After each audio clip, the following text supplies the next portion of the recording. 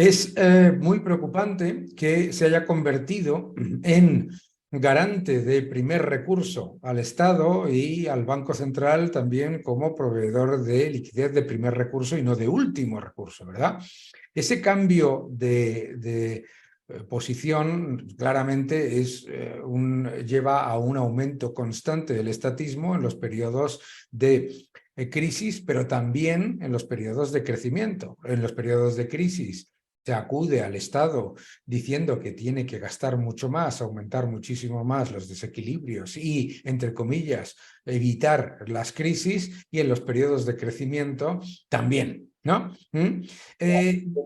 Si el Estado es el problema, ¿cómo se le explica a los ciudadanos que piensan que el Estado es el que provee de beneficios y derechos? ¿Y cómo le explicamos a los ciudadanos que se les ha introducido la idea de que la acción humana y la cooperación libre entre seres humanos es inherentemente peligrosa, ¿no?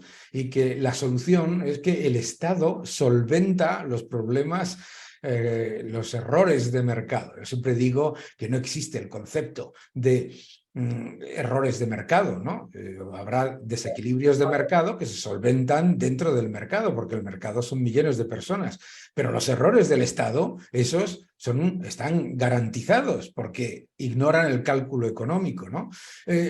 ¿Cómo ves tú esto? O sea, ¿cómo le explicamos a la gente de una manera lo más sencilla posible que es el Estado el que crea los problemas, no el que los solventa, y lo peligroso que es convertirlo en el garante de primer recurso? Bueno, vamos a ver. Este es el gran desafío que tenemos, porque la lucha la tenemos que dar en el ámbito de las ideas. Es cierto que a los partidarios, a los que defendemos la libertad humana, nos encontramos en una situación de desventaja, sobre todo en el ámbito del día a día de la política, porque es muy fácil utilizar la demagogia, sobre todo teniendo en cuenta las restricciones de tiempo, etcétera, en las que caen los políticos, para de alguna forma manipular a la ciudadanía en esta gran mentira que se basa en pensar que el Estado es necesario y la solución a todos los problemas.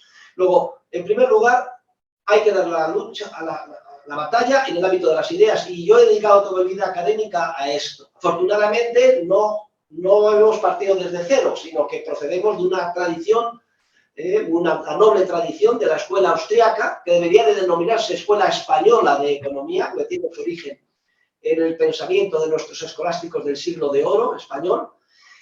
Escuela austriaca que surge con Menger, von Baber, luego la siguiente generación, básicamente Mises y Hayek, y luego la tercera generación con Rothbard, Kirchner, y la siguiente que yo, pues, de alguna forma he tenido el honor de liderar, por lo menos en el mundo de habla hispana, también, como tú has dicho, también en el resto del mundo, ¿no?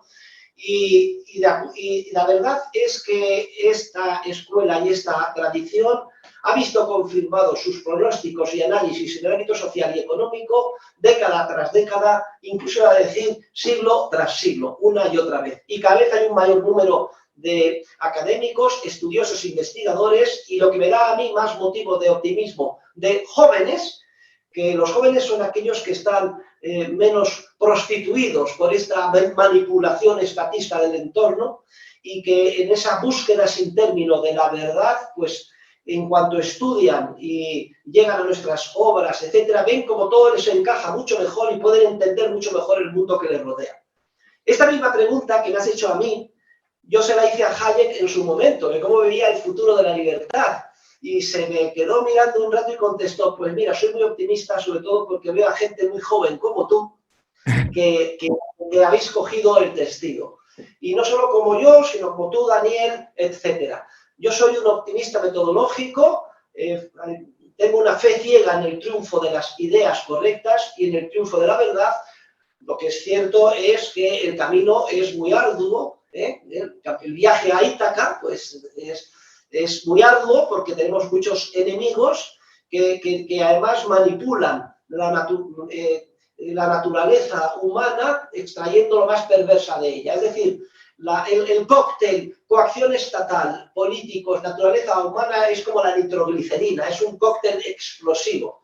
Sí. Porque si viene algo y viene alguien a ofrecerte la salvación aquí y ahora en el mundo, el nirvana, y además gratis, porque es con cargo a dinero público, que por cierto lo van a pagar otros, que son los ricos, o sea, toda esta gran mentira que se construye, y la verdad es que el ciudadano muy fácilmente pica en esta demagogia. Pero bueno, si vemos el devenir histórico y yo miro para atrás, la verdad es que es mucho lo que se ha avanzado, porque cuando yo empecé, me acuerdo que era la España de finales de los años de Franco, los comienzos de la democracia, etcétera, el estatismo, pues, campaba por su respeto. Luego hubo la revolución de Reagan y de Thatcher, o sea que el mundo es bastante, en ese sentido, pendular, y luego el hito histórico de la caída del socialismo real a partir del 20 de noviembre de 1989, que debería de ser un día festivo en todo el mundo, para recordarse, más que el día del trabajo, etcétera, el día de la libertad.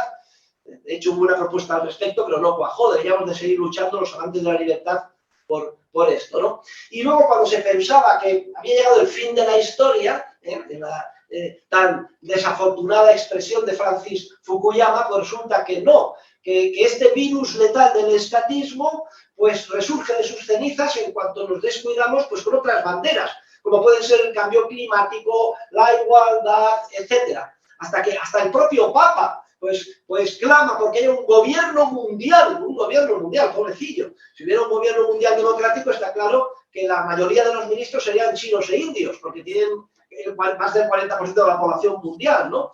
Y a ver con qué agenda, ¿no?